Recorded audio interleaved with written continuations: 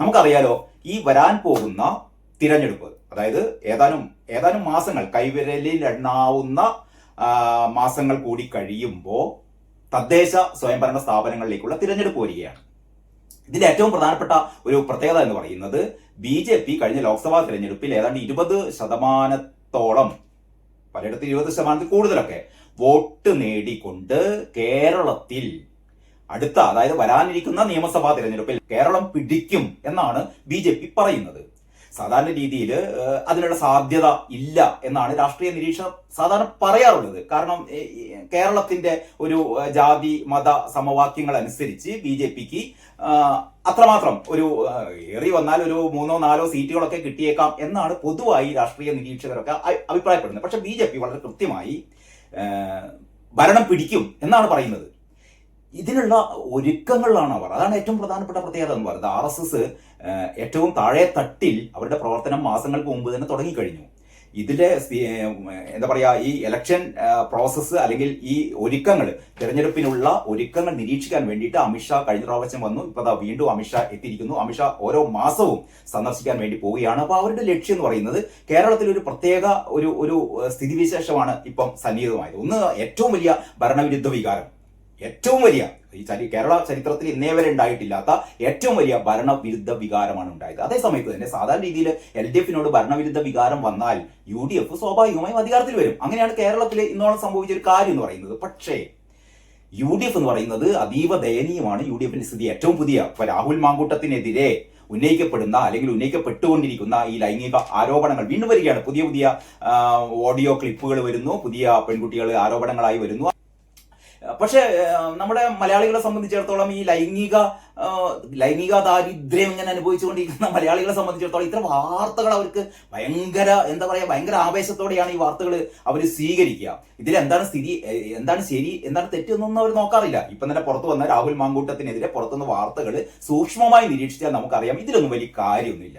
ഇപ്പം Rini an George എന്ന് പറയുന്ന ഒരു സിനിമാ നടി പറയുന്ന കാര്യങ്ങൾ, ഇവർ പറയുന്ന കാര്യങ്ങളിൽ എന്താപ്പോ സാധാരണ ഒരു നമ്മൾ സാധാരണ ഈ നാടൻ ഭാഷയിൽ പഞ്ചാര അടിക്കുക എന്നൊക്കെ പറയുന്ന പോലുള്ള ഒരു സംഭവം, അത് മിക്കവാറും ഇവിടെ എല്ലാവരും ചെയ്തുകൊണ്ടിരിക്കുന്ന, ഇത് വലിയൊരു ക്രിമിനൽ ആക്ടിവിറ്റി ഒന്നുമില്ല. ഒരു പൂവാലശല്യം എന്നൊക്കെ നമ്മൾ പറയുന്ന പോലെ ഇതിന് ഒരു പരിധി വരെ ഇതിന് വളം വെച്ച് കൊടുക്കുന്നത് ഈ പെൺകുട്ടികൾ തന്നെയാണ്. കാരണം വെറുതെ ചുമ്മാ കയറി കണ്ട് ആദ്യം തന്നെ ഇവരോട് ഈ രീതിയിലുള്ള സംഭാഷണം നടത്തില്ല. ഇവര് ദീർഘമായി സംസാരിച്ച് അല്ലെങ്കിൽ ചാറ്റ് ചെയ്ത് അതിനിടയിൽ എപ്പോഴോ ഏതോ ഒരു സന്ദർഭത്തിലാണ് ഇത്തരത്തിലുള്ള ഈ അശ്ലീലം എന്ന് ഇവർ ആരോപിക്കപ്പെടുന്ന സംഭവങ്ങളൊക്കെ ഉണ്ടായത്. അപ്പൊ അതിലേക്ക് ഞാൻ കൂടുതൽ കടക്കുന്നില്ല. ഞാൻ പറഞ്ഞു വരുന്നത്, കേരളത്തില് UDFിന്റെ സ്ഥിതി അങ്ങേയറ്റം വഷളായ ഒരു സാഹചര്യമാണ് നിലവിലിരിക്കുന്നത്. കാരണം ഒരു സ്ത്രീ പീഡകന്മാരുടെ ഒരു കൂട്ടം എന്നൊക്കെയാണ് പറയുന്നത്. CPMനാവട്ടെ അതിനേക്കാൾ അങ്ങേപ്പുറമാണ് CPMന്റെ സ്ഥിതി. അതായത് MLA ആയ നമ്മുടെ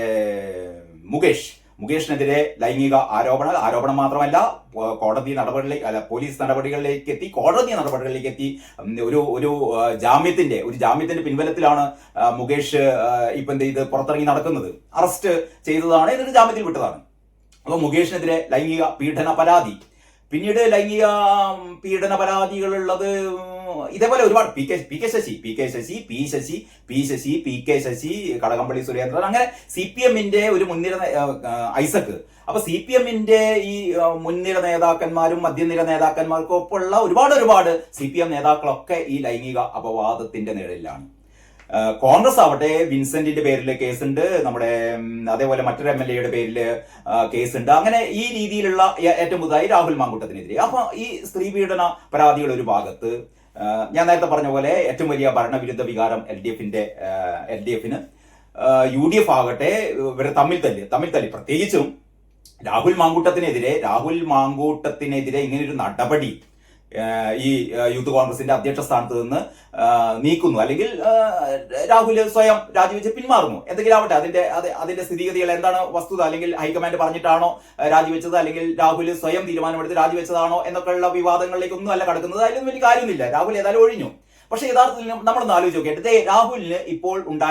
രാഹുലിനെതിരെ ഇപ്പോൾ ഉണ്ടായ പോലുള്ള ഒരു ആരോപണം CPMലെ CPM ആണ് CPM ഭരണത്തിലോ അല്ലാതെ എന്തെങ്കിലും ആയിക്കോട്ടെ, CPM-ലെ ഒരു MLA കുറിച്ചാണ് ഇതേപോലെ ഒരു ആരോപണം ഉണ്ടായിരുന്നത്. നിങ്ങൾ തോന്നുന്നുണ്ടോ എന്തെങ്കിലും നടപടി എടുക്കുന്നത്? പാർട്ടി ഒന്നടങ്കം പ്രതിരോധിക്കും. ഇങ്ങനെ ഒരു സംഭവം ഉണ്ടായിട്ടില്ല. അപ്പൊ ഏറ്റവും പുതിയ ഒരു വെളിപ്പെടുത്തൽ നടത്തിയല്ലോ നമ്മുടെ മുഹമ്മദ് ഷർഷാദ് എന്ന് പറയുന്ന ചെന്നൈയിലെ വ്യവസായി. ഏറ്റവും ഗുരുതരമായ ഒരു ആരോപണമാണ് CPM-നെതിരെ നടത്തുന്നത്. CPM-ന്റെ ഉന്നത നേതാക്കൾ മുഴുവൻ ഈ റിവേഴ്സ് ഹവാലയിലൂടെ കോടിക്കണക്കിന് പണം കൈക്കലാക്കുന്നവരാണ്. ഇതിനുള്ള ഒരുപാട് തെളിവുകൾ സഹിതമാണ് ഷർഷാദ് PBക്ക് 2-3 വർഷം മുമ്പ് 3-4 വർഷം മുമ്പ് പരാതി കൊടുക്കുന്നത്. അത് ആ കത്ത് അവസാനം പുറത്താവുന്നു. ഗോവിന്ദ മാഷോട് ഇതിനെപ്പറ്റി ചോദിച്ചപ്പോൾ ഗോവിന്ദ മാഷ് പറഞ്ഞത് ഒറ്റ വാചകത്തിൽ അസംബന്ധം. ഗോവിന്ദ മാഷ് അതാ പറഞ്ഞത്, അസംബന്ധം. പിന്നെ മിണ്ടിയില്ല ഗോവിന്ദ മാഷ്. ഇതൊക്കെ അസംബന്ധം, ഇതിനെപ്പറ്റി എന്ത് മിണ്ടാൻ? അപ്പൊ ഇതേപോലെ ഒരു ലൈംഗിക ആരോപണം CPM-നെതിരെ ഉണ്ടായാലും CPM അതാ പറയാ, അസംബന്ധം മതി, അതിനൊക്കെ പറ്റി അങ്ങപ്പുറത്തൊന്നുമില്ല. അതാണല്ലോ മുകേഷിന്റെ കാര്യത്തിൽ പറഞ്ഞത്. മുകേഷിന്റെ കാര്യത്തിൽ ഒരു പ്രശ്നമില്ല, കടകംപള്ളിയുടെ കാര്യത്തിൽ ഒരു പ്രശ്നമില്ല, PK ശശിയുടെ കാര്യത്തിൽ ഒരു പ്രശ്നമില്ല.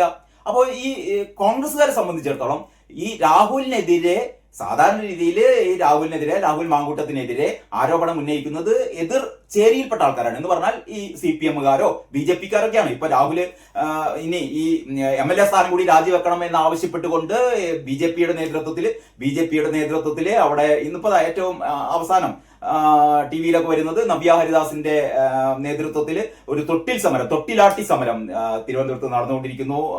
അതേപോലെ തന്നെ CPM-കാര്, DYFI-കാര്, SFI-കാര് ഒക്കെ സമരത്തിലേക്ക് ഇറങ്ങിയിട്ടുണ്ട്. കാരണം ഈ രാഹുൽ MLA സ്ഥാനം കൂടി രാജിവെക്കണം. അതായത് സ്വന്തം പാർട്ടിയിൽപ്പെട്ട സ്ത്രീ പീഡകർ എന്ന് ആരോപണത്തിന് വിധേയരായ ആൾക്കാര് ഇപ്പോഴും MLA സ്ഥാനത്ത് തുടരുമ്പോഴാണ് ഈ അന്തംഗമ്മികള് അതേപോലെ തന്നെ BJP-കാരും രാഹുൽ ഒഴിവാകണം എന്ന് പറയുന്നത്. അപ്പൊ ഇതിന്റെ ഒക്കെ പ്രധാനപ്പെട്ട കാരണം എന്ന് പറയുന്നത് ഇവർക്ക് വീണ് കിട്ടിയ ഒരു അവസരമാണിത്. വീണ് കിട്ടിയതോ അങ്ങനെ ഉണ്ടാക്കിയതോ അതും വേറൊരു കാര്യം. അതൊക്കെ പിന്നീട് നമുക്ക് ചർച്ച ചെയ്യാവുന്ന കാര്യമാണ്. അപ്പൊ ഏറ്റവും പ്രധാനപ്പെട്ട ഒരു കാര്യം എന്ന് പറയുന്നത് LDF-നെ സംബന്ധിച്ചിടത്തോളം പ്രശ്നം, UDF-നെ സംബന്ധിച്ചിടത്തോളം പ്രശ്നം. ഇവിടെയാണ് ഒരു ഗ്യാപ്പാണ് BJP-ക്ക് ഇപ്പോൾ വീണ് കിട്ടിയിരിക്കുന്നത്, അല്ലെങ്കിൽ BJP-ക്ക് ഇപ്പോൾ ഉണ്ടായിക്കൊണ്ടിരിക്കുന്നത്. അപ്പോഴാണ് ഈ അമിത്ഷാ വളരെ ആത്മവിശ്വാസത്തോടെയാണ് അമിത്ഷാ പറയുന്നത്, BJP എന്തായാലും 2026 നിയമസഭയിൽ BJP കേരളം പിടിക്കുമെന്ന് പറയുന്നു. ഇതിന്റെ ഒരു റിഹേഴ്സൽ എന്നുള്ള രീതിയിൽ വേണമെങ്കിലല്ല, ആ രീതിയിലാണ് അവര് തദ്ദേശ സ്വയംഭരണ തെരഞ്ഞെടുപ്പിനെ അഭിമുഖീകരിക്കാൻ പോകുന്നത്. അപ്പോഴാണ് മനോരമയുടെ ഇങ്ങനെ ഒരു കോൺക്ലേവില് അമിത്ഷാ വന്നിട്ട് സംസാരിക്കുന്നത്. അപ്പൊ അമിത്ഷാ പറഞ്ഞ കാര്യങ്ങൾ എന്തൊക്കെയാണെന്നറിയോ? അതായത് ഇന്ത്യ പേസ് ആൻഡ് പ്രോഗ്രസ് എന്ന ആശയത്തിൽ മനോരമ ന്യൂസ് സംഘടിപ്പിച്ച കോൺക്ലേവിലാണ് കേന്ദ്രമന്ത്രിയും മുഖ്യമന്ത്രിയും ഒരേ സദസ്സിന് മുന്നിൽ ഭിന്ന രാഷ്ട്രീയ നിലപാടുകൾ ശക്തമായി അവതരിപ്പിച്ചത്. ഇത് മനോരമയുടെ ഒരു കോൺക്ലേവ് ആയതുകൊണ്ട് തന്നെ മറ്റു പത്രങ്ങൾ ആ രീതിയിൽ വാർത്ത കൊടുക്കില്ല.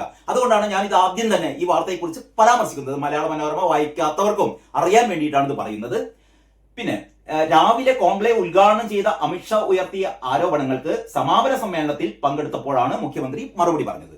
ഇനി കണക്ക് പറഞ്ഞത് ഇങ്ങനെയൊക്കെയാണ് അമിത്ഷാ ഉന്നയിച്ച ആരോപണങ്ങൾ. അതിന് മുഖ്യമന്ത്രി എന്തൊക്കെയാണ് മറുപടി പറഞ്ഞതെന്ന് നമുക്ക് നോക്കാം. അപ്പൊ നമുക്ക് അറിയാലോ, ഇതിൽ നിന്ന് തന്നെ നമുക്ക് മനസ്സിലാവും. കാരണം കേൾക്കുന്ന നമുക്ക് മനസ്സിലാകും അമിത്ഷാ പറയുന്നതാണോ ശരി, മുഖ്യമന്ത്രി പിണറായി വിജയൻ പറയുന്നതാണോ ശരി എന്ന് നമുക്ക് മനസ്സിലാവും. ഒന്നാമത്തെ പോയിന്റ്, അമിത്ഷാ പറഞ്ഞതാണ്, തദ്ദേശ തിരഞ്ഞെടുപ്പിൽ BJP 20% വോട്ട് വിഹിതം നേടും. 25% വോട്ട് വിഹിതം നേടും. നിയമസഭാ തെരഞ്ഞെടുപ്പിന് ശേഷം UDF LDF മുന്നണികളെ ആശ്രയിച്ച് കേരളത്തിന് ജീവിക്കേണ്ടി വരില്ല. ഏറ്റവും പ്രധാനപ്പെട്ട ഒരു പ്രഖ്യാപനമാണ് അമിത്ഷാ നടത്തിയത്. അതായത് 25% വോട്ട് നേടിക്കൊണ്ട് 2026 BJP കേരളം പിടിക്കും. പിന്നീട് ഇവിടെ അതുകൊണ്ട് തന്നെ LDF-നും UDF-നും ഇവിടെ പ്രസക്തി നഷ്ടപ്പെടുകയാണ്. UDF LDF മുന്നണികളെ ആശ്രയിച്ച് ഇനി കേരളത്തിന് ജീവിക്കേണ്ടി വരില്ല. പണ്ടൊന്നും വേറെ ഓപ്ഷൻ ഒന്നും ഉണ്ടായിരുന്നില്ല. LDF പോയാൽ UDF വരും, UDF അഴിമതി നടത്തിക്കൊണ്ടിരിക്കും. അങ്ങനെ അഴിമതി മൂർധന്യാവസ്ഥയിൽ എത്തുമ്പോൾ UDF-ന് എതിരെ ആൾക്കാർ തിരിയും. അപ്പൊ LDF വരും. LDF വന്നു കഴിഞ്ഞിട്ട് LDF-ഉം അഴിമതി നടത്താൻ തുടങ്ങും.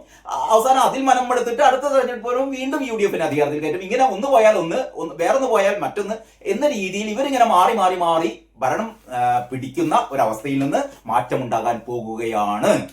അപ്പൊ അതിന് മുഖ്യമന്ത്രിയുടെ പിണറായിയുടെ മറുപടി എന്താണെന്നറിയോ? സ്വപ്നം കാണുന്നതിന് ആരും എതിരല്ല എന്നാണ് പറയുന്നത്. സ്വപ്നം കാണാം, അമിത്ഷാക്ക് സ്വപ്നം കാണാം എന്നാണ് നമ്മുടെ പിണറായി പറയുന്നത്. BJPക്ക് വീഴുന്ന ഓരോ വോട്ടും ഈ നാടിന്റെ നവോത്ഥാനത്തിനെതിരെയുള്ള വെല്ലുവിളിയാണ്. BJPക്ക് നിങ്ങൾ വോട്ട് ചെയ്താൽ അത് നവോത്ഥാനത്തിനെതിരെയുള്ള വെല്ലുവിളിയാണെന്ന് പറയുന്നത്. ഈ നവോത്ഥാനം ഉണ്ടാക്കുന്നത് പിണറായിയാണല്ലോ. ഇയാളുടെ വിചാരം എന്ന് പറഞ്ഞാൽ, പിണറായിയുടെ വിചാരം എന്ന് പറഞ്ഞാൽ കേരളത്തിൽ നവോത്ഥാനം ഉണ്ടാക്കിയത് പിണറായിയാണ്. ശ്രീനാരായണ ഗുരു പോലുള്ള സാമൂഹ്യ വിപ്ലവത്തിന്റെ നാന്ദി കുറിച്ച ആൾക്കാരോ അല്ലെങ്കിൽ ആ രീതിയിൽപ്പെട്ട സാമുദായിക നേതാക്കന്മാരോ ഒന്നുമല്ല, പിണറായിയാണ്. പിണറായി ഈ കഴിഞ്ഞ ഒരു 10 വർഷം ഭരിച്ചപ്പോഴാണ് കേരളം ഇങ്ങനെ നവോത്ഥാനത്തിലേക്ക് വന്നതെന്നാണ് പിണറായിയുടെ ഒരു മൂഢവിശ്വാസം. അതാ പറയുന്നത് BJPക്ക് വോട്ട് ചെയ്താൽ ഇവിടെ നവോത്ഥാനം ഇല്ലാണ്ടാവും. പിന്നെ നമുക്ക് ഇഷ്ടമുള്ള വസ്ത്രം ധരിക്കാനും ഭക്ഷണം കഴിക്കാനും വിശ്വാസമനുസരിച്ച് ആരാധിക്കാനും കഴിയാതെ വരും. ഒന്ന് ചോദിക്കട്ടെ എന്റെ പിണറായി, കേരളത്തില് BJP പറയുന്നുണ്ടോ നിങ്ങൾ ഇഷ്ടമുള്ള വസ്ത്രം ധരിക്കാൻ പാടില്ല, നിങ്ങൾ ഇഷ്ടമുള്ള ഭക്ഷണം കഴിക്കാൻ പാടില്ല എന്നൊക്കെ, അല്ലെങ്കിൽ നിങ്ങൾക്ക് ഇഷ്ടപ്പെട്ട ആരാധനാ സമ്പ്രദായം നിങ്ങൾ അനുവർത്തിക്കരുത് എന്നൊക്കെ BJP എപ്പോഴെങ്കിലും പറഞ്ഞിട്ടുണ്ടോ? ഈ പറയുന്നത് മുഴുവൻ നിങ്ങളല്ലേ. പ്രത്യേകിച്ചും ഈ ആരാധന കാര്യങ്ങളെക്കുറിച്ച്, അതായത് ആത്മീയ കാര്യങ്ങളെക്കുറിച്ച്, പ്രത്യേകിച്ചും ഹൈന്ദവ മതത്തിനെതിരെ ഏറ്റവും കൂടുതൽ എതിർപ്പ് പ്രകടിപ്പിച്ചത്, ഞാൻ ഓരോന്നും പറയേണ്ട കാര്യമില്ല, എല്ലാവർക്കും നിങ്ങൾക്ക് മനസ്സിലാവുന്നത്.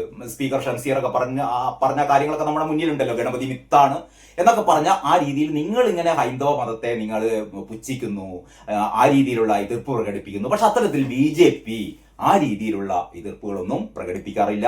ഇന്ന വസ്ത്രം ധരിക്കണമെന്നോ വസ്ത്രത്തിനെതിരെ ഭക്ഷണത്തിനെതിരെ ഒന്നും. ഉത്തരേന്ത്യയിലൊക്കെ നടക്കുന്ന ഒറ്റപ്പെട്ട ചില സംഭവങ്ങൾ ചൂണ്ടിക്കാട്ടിയിട്ടാണ് പിണറായി ഈ ഒരു സമീകരണം ഇവിടെ നടത്തുന്നത്. ഇത് ശരിയല്ല പിണറായി.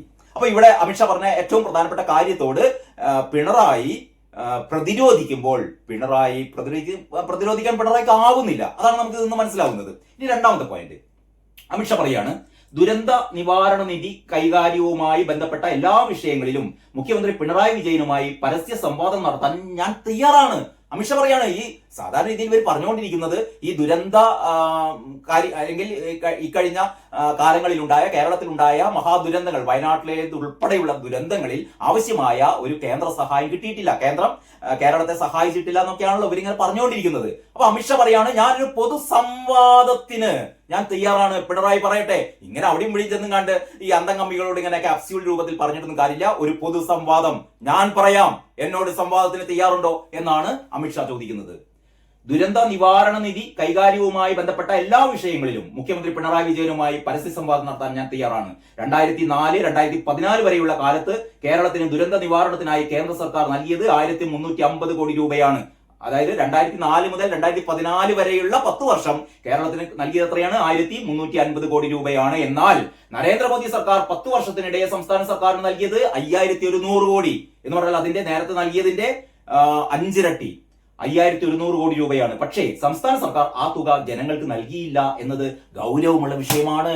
അമിത്ഷാ പറയാണ് 5000-ൽ കൂടുതൽ കോടി രൂപ കേന്ദ്ര സർക്കാർ ഈ ദുരന്ത നിവാരണത്തിന് വേണ്ടി നൽകിയിട്ടും സംസ്ഥാന സർക്കാർ അത് വേണ്ട രീതിയിൽ ചെലവഴിച്ചിട്ടില്ല. അതിന് മുഖ്യമന്ത്രി പിണറായിയുടെ മറുപടി എന്താണെന്നറിയോ? അടിക്കടി കേരളം നേരിട്ട ദുരന്തങ്ങളിൽ 1 രൂപ പോലും സഹായം നൽകാതെ ദുരിതമനുഭവിച്ച ജനങ്ങളുടെ മുന്നിൽ വന്ന് സഹായക്കണക്ക് പറയുന്നെങ്കിൽ അത് അപാരം തന്നെ. കേന്ദ്ര ധനകാര്യ കമ്മീഷന്റെ നിർദ്ദേശങ്ങൾക്ക് അനുസരിച്ചാണ് സംസ്ഥാനങ്ങൾക്ക് ദുരന്ത നിവാരണ നിധിയിലേക്ക് ഫണ്ട് അനുവദിക്കുന്നത്. അത് ഭരണകക്ഷിയുടെ ഔദാര്യമല്ല, സംസ്ഥാനങ്ങളുടെ അവകാശമാണ്. 75:25 അനുപാതത്തിലുള്ള ഫണ്ട് കേരളത്തിന് മാത്രം അനുവദിക്കുന്നതല്ല. പ്രളയത്തിൽ മുങ്ങിയ കേരളത്തെ സഹായിക്കാൻ കേന്ദ്രം തയ്യാറായില്ല. വിദേശ രാജ്യങ്ങൾ സഹായം വാഗ്ദാനം ചെയ്തപ്പോൾ കേന്ദ്രം തടഞ്ഞു. ആ പഴയ കാര്യങ്ങളൊക്കെ ഇങ്ങനെ എടുത്ത് പുറത്തേക്ക് ഇടുകയാണ്. നരേന്ദ്രമോദി ഗുജറാത്ത് മുഖ്യമന്ത്രി ആയിരുന്നപ്പോൾ രാജ്യത്തിന് പുറത്തു നിന്ന് സഹായം സ്വീകരിച്ചു. അദ്ദേഹം പ്രധാനമന്ത്രി ആയപ്പോഴാവട്ടെ കേരളത്തിനുള്ള സഹായം തടഞ്ഞു. വിവിധ രാജ്യങ്ങളിൽ നിന്ന് മലയാളികൾ സഹായം സ്വരൂപിച്ചു നൽകാൻ തയ്യാറായപ്പോൾ അത് സ്വീകരിക്കാൻ മന്ത്രിമാർക്ക് അനുമതി നൽകിയില്ല. നമുക്ക് നാമേ ഉള്ളൂ എന്ന അവസ്ഥയാണിപ്പോൾ. അപ്പൊ പിണറായിയുടെ കരച്ചിൽ എന്ന് പറഞ്ഞാൽ ആ പ്രളയം വന്നു കഴിഞ്ഞപ്പോൾ ദുബായിൽ നിന്നൊക്കെ സഹായങ്ങൾ തരാന്ന് പറഞ്ഞിരുന്നു. പക്ഷെ അത് കേന്ദ്ര സർക്കാർ അത് സ്വീകരിക്കാൻ വേണ്ടി അനുവദിച്ചില്ല. അതൊക്കെ വെറുതെ പറയാണ്. ഒരാളും ആ രീതിയിൽ സഹായം ഒന്നും വാഗ്ദാനം ചെയ്തിട്ട് ഇതൊക്കെ വെറുതെ ഉണ്ടാക്കിയ ഒരു പ്രോപ്പഗണ്ട മാത്രമായിരുന്നു. കിട്ടിയ സഹായം തന്നെ ഇപ്പം ഏറ്റവും അവസാനം നമുക്കറിയാലോ, ഈ വയനാട് ദുരന്തം സംബന്ധിച്ച്, അല്ലെങ്കിൽ വയനാട്ടിലുണ്ടായ മഹാദുരന്തത്തിന് ശേഷം മുഖ്യമന്ത്രിയുടെ ദുരിതാശ്വാസ നിധിയിലേക്ക് CMDRFിലേക്ക് 770 കോടിയോളം രൂപ വന്ന് കിടക്കുന്നുണ്ട്. നമ്മളൊക്കെ സഹായിച്ച ആ ഒരു തുക 770 കോടി രൂപ അവിടെ വന്ന് കിടക്കുന്നുണ്ട്. കേന്ദ്രം പല 2-3 പ്രാവശ്യങ്ങളായിട്ട് NDRF നൽകിയ സഹായം എന്ന് പറയുന്നത് ഏതാണ്ട് 531 കോടി രൂപയാണ്. അത് കഴിഞ്ഞിട്ട് വേറൊരു 50 വർഷം കഴിഞ്ഞിട്ട് തിരിച്ചടക്കേണ്ടത് എന്ന് പറഞ്ഞാണ്ട് വേറെ 540 കോടി രൂപ, ഏതാണ്ട് ഒരു 2000 കോടിയോളം രൂപ കേന്ദ്രത്തിൽ നിന്നും ഈ മുഖ്യമന്ത്രിയുടെ ദുരിതാശ്വാസ നിധിയിലൊക്കെ ആയിട്ട് കയ്യിലുണ്ട്. എന്നിട്ട് പോലും ഒരു വർഷം കഴിഞ്ഞു, 1.25 വർഷമാകാറായി. പക്ഷേ ഇപ്പോഴും ആ ദുരന്ത ഭൂമിയിലെ മനുഷ്യർക്ക് ആകെ ഒരു വീടാണ്, ഒരു മാതൃകാ വീട് ഉണ്ടാക്കി, അത് തന്നെ കണ്ടാൽ നമുക്ക് കരച്ചിൽ വരുന്ന രീതിയിലുള്ള ഒരു വീട്, ആ പണികളൊക്കെ ഇപ്പോഴും ഏതാണ്ട് ഒരു സ്തംഭനാവസ്ഥയിലാണ്. ദുരിതബാധിതരുടെ സ്ഥിതി നാൾക്ക് നാൾ അതീവ ശോചനീയം. എന്നിട്ടാണ് മുഖ്യമന്ത്രി പിണറായി വിജയൻ ഈ രീതിയിലുള്ള മറുപടി പറയുന്നത്. ഇനി മൂന്നാമത്തെ കാര്യം, അമിത്ഷാ പറയുന്നു, UDFന്റെയും LDFന്റെയും ഭരണകാലത്ത് അഴിമതിയും ക്രമസമാധാന തകർച്ചയും വികസനമില്ലായ്മയുമാണ് കേരളം അനുഭവിച്ചത്. ശരിയാണല്ലോ? ആർക്കെങ്കിലും എതിരഭിപ്രായം ഉണ്ടോ?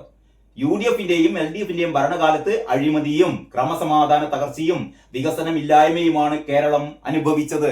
എന്തെങ്കിലും ഒരു വികസനം, അതായത് കഴിഞ്ഞ 10 വർഷത്തിനിടയിൽ കേരളത്തിലുണ്ടായ ഏറ്റവും പ്രധാനപ്പെട്ട ഒരു വലിയ പദ്ധതി ഏതാണെന്ന് ചോദിച്ചാൽ ഉത്തരവില്ല.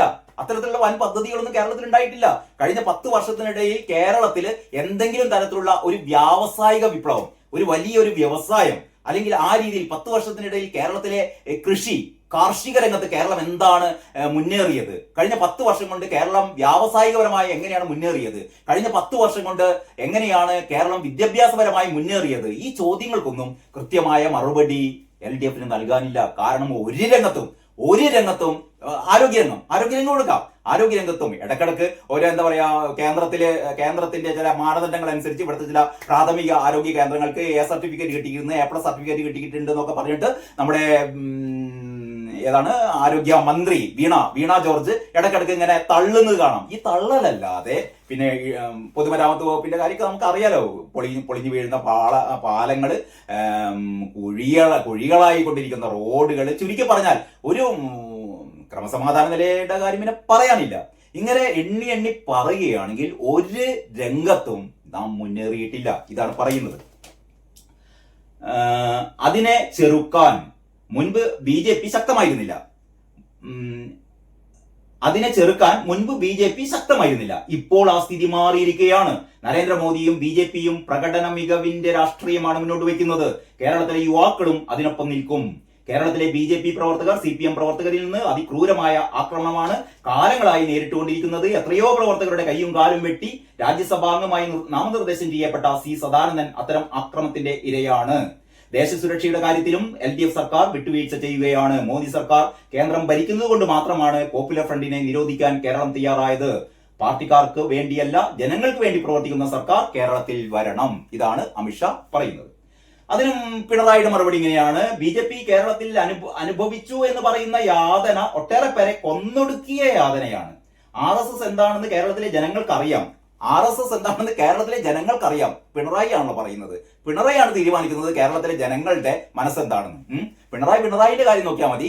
കേരളത്തിലെ ജനങ്ങൾക്കറിയാം ഇവിടെ CPM എന്താണ്, RSS എന്താണ്, BJP എന്താണ്, കോൺഗ്രസ് എന്താണെന്നൊക്കെ ഇവിടുത്തെ സാധാരണ അരിയാരം കഴിക്കുന്ന ആൾക്കാർക്കൊക്കെ നല്ല ബോധ്യമുണ്ട്.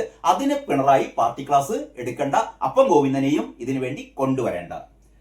അപ്പൊ RSS എന്താണെന്ന് കേരളത്തിലെ ജനങ്ങൾക്കറിയാം. കേരളത്തെ ഇന്നത്തെ രീതിയിൽ വളർത്തിയതിൽ RSSന്റെ പങ്ക് എന്താണ്? വർഗീയ കലാപം ഉണ്ടാക്കുന്നതിലായിരുന്നു അവരുടെ ശ്രദ്ധ. അപ്പൊ RSS എന്ന് പറഞ്ഞാൽ വെറും വർഗീയ കലാപം ഉണ്ടാക്കുന്നതിലാണ് ഇവരുടെ ശ്രദ്ധ എന്ന് പറയുന്നത്. ഒന്ന് ആലോചിച്ച് നോക്കിയാട്ടെ. കേരളത്തിൽ പോട്ടെ, ഇന്ത്യയിലെടുത്തോ, ഇത്രയും കാലത്തിനിടയ്ക്ക് കഴിഞ്ഞ 10 വർഷത്തിനിടയ്ക്ക് കേരളത്തിലുണ്ടായ ഏറ്റവും വലിയ വർഗീയ കലാപം എന്താണ്? ഇന്ത്യയിലും കേരളത്തിലും എന്ത് വർഗീയ കലാപമാണ് പൊട്ടിപ്പുറപ്പെട്ടത്? ഇപ്പൊ മണിപ്പൂരിലൊക്കെ കാലങ്ങളായി അവിടെ തുടരുന്ന ആ രീതിയിലുള്ള ഗോത്ര വംശീയ കലാപം എന്നുള്ളതല്ലാതെ ഏത് വമ്പിച്ച വൻ കലാപമാണ് ഇന്ത്യയിൽ ഉണ്ടായത്? ഒന്നും ഉണ്ടായിട്ടില്ല. ഇതൊക്കെ ഇങ്ങനെ പറഞ്ഞുകൊണ്ടിരിക്കുകയാണ്, ഇല്ലാത്ത കാര്യങ്ങൾ ഇങ്ങനെ പറയുകയാണ്. BJP RSS എന്ന് പറയാം, വർഗീയം. യഥാർത്ഥത്തിൽ വർഗീയത പറയുന്നത് ഇവിടുത്തെ CPMകാരാണ്. ഒരു സംശയമില്ല. വർഗീയത പ്രകടിപ്പിക്കുന്നതും വർഗീയത കാണിക്കുന്നതും വർഗീയത വളർത്തുന്നതും ഇവിടത്തെ CPM ആണ്, അല്ലാതെ RSSും BJP ഒന്നും അല്ല. ഇതിങ്ങനെ പറഞ്ഞ് ഈ സാധാരണ പറയാറില്ലേ, ആടിനെ പട്ടിയാക്കുക, പട്ടിയെ പേപ്പട്ടിയാക്കുക, എന്നിട്ട് കല്ലെറിഞ്ഞ് കൊല്ലുക. ഇതൊക്കെ പണ്ടായിരുന്നു. ഇപ്പം പഴയ പോലെയല്ല. ഒരു കൈവിരൽ സ്പർശത്തിലൂടെ ലോകത്ത് നടക്കുന്ന എല്ലാ കാര്യങ്ങളും ആൾക്കാർക്ക് അറിയാം. തട്ടിപ്പൊന്നും ഇനി നടക്കില്ല എന്റെ പിണറായി. അങ്ങനെ വർഗീയ കലാപം ഉണ്ടാക്കുന്നതിലായിരുന്നു അവരുടെ ശ്രദ്ധ. പൊളിറ്റിക്കൽ ഇസ്ലാമുമായി കാശ്മീരിൽ ബന്ധം സ്ഥാപിച്ചത് BJP ആണ്. RSSന് മാത്രമല്ല, ഇടതുപക്ഷം എല്ലാ വർഗീയതക്കും എതിരാണത്രേ. ഏത് ഇടതുപക്ഷം? മനസ്സിലായില്ലേ? ഇങ്ങനെയൊക്കെയാണ് പിണറായി ഇതിന് മറുപടി പറയുന്നത്. അങ്ങനെ കണക്കിന് പറഞ്ഞെന്നാണ് മനോരമയുടെ തലക്കെട്ട്. അപ്പൊ ഇതാണ് ഇന്നത്തെ വാർത്തകളിൽ ഏറ്റവും പ്രധാനപ്പെട്ടത്. ആഭ്യന്തര വകുപ്പ് മന്ത്രി, കേന്ദ്ര ആഭ്യന്തര മന്ത്രി അമിത്ഷായും കേരളത്തിലെ ആഭ്യന്തരമന്ത്രി, അതിനപ്പുറം കേരളത്തിന്റെ മുഖ്യമന്ത്രി സഖാവ് പിണറായി വിജയനും നേർക്കുനേർ അല്ലെങ്കിലും രാവിലെ അമിത്ഷാ പറഞ്ഞതിന് വൈകിട്ട് മുഖ്യമന്ത്രി മറുപടി പറയുന്നു. ഈ മറുപടിയിൽ നിന്ന്, ഈ 3 പ്രധാനപ്പെട്ട കാര്യങ്ങളിൽ നിന്ന് വായനക്കാർക്ക് അല്ലെങ്കിൽ ജനങ്ങൾക്ക് കാര്യമൊക്കെ ഏതാണ്ട് മനസ്സിലായി. അമിത്ഷാ പറഞ്ഞ കാര്യം ശ്രദ്ധിച്ചല്ലോ. 25% 4 പേരിൽ ഒരാൾ BJPക്ക് വോട്ട് ചെയ്യും എന്നാണ് അമിത്ഷാ പറയുന്നത്. അങ്ങനെ വരുമ്പോ 2026 നടക്കാൻ പോകുന്നത് അതിശക്തമായ ത്രികോണ മത്സരമായിരിക്കും. ത്രികോണ മത്സരം വരുമ്പോൾ ഒരു 25-30 സീറ്റ്, അധികം ഒന്നും പോണ്ട, BJP ഇവിടെ ഒരു 25-30 ഇടയ്ക്കുള്ള സീറ്റ് പിടിച്ചാൽ എന്തായിരിക്കും അവസ്ഥ? ഒരു 20 സീറ്റ് പിടിച്ചെന്ന് വിചാരിച്ചോ. 20 സീറ്റ് പിടിച്ചു കഴിഞ്ഞാൽ ബാക്കിയുള്ള 120 60 വിഭജിച്ചു പോയാൽ, അതായത് BJP അധികാരം പിടിച്ചില്ലെങ്കിലും 2026 കേരളം ഭരിക്കണമെങ്കിൽ BJPയുടെ സപ്പോർട്ട് വേണം എന്നുള്ള ഒരവസ്ഥയിലേക്കാണ് കാര്യങ്ങൾ വരുന്നത്. ഇതിൽ വിയോജിപ്പുള്ള ആൾക്കാരൊക്കെ ഉണ്ടാവും. കാരണം രാഷ്ട്രീയമാണല്ലോ, നമുക്ക് പറയാൻ പറ്റില്ല, അന്തിമമായി പറയാൻ പറ്റില്ല. പക്ഷേ സ്ഥിതിഗതികൾ അതീവ ഗുരുതരമാണ്. ഞാൻ തുടക്കത്തിൽ പറഞ്ഞ പോലെ കേരളത്തിൽ LDFന്റെ പ്രതിച്ഛായ നേരത്തെ ഇല്ല, UDFന്റെ പ്രതിച്ഛായ ഇപ്പോഴത്തെ ഏറ്റവും പുതിയ സംഭവ വികാസത്തോടെ ആ പ്രതിച്ഛായവും നഷ്ടമായിക്കൊണ്ടിരിക്കുന്നു. അങ്ങനെയാണ് ഏറ്റവും പ്രധാനപ്പെട്ട കാര്യം. ഇനി ബാക്കിയുള്ള വാർത്തകളെ കുറിച്ച് നമുക്ക് അടുത്ത വീഡിയോയിൽ പറയാം. അതുവരെ എല്ലാവർക്കും നന്ദി, നമസ്കാരം.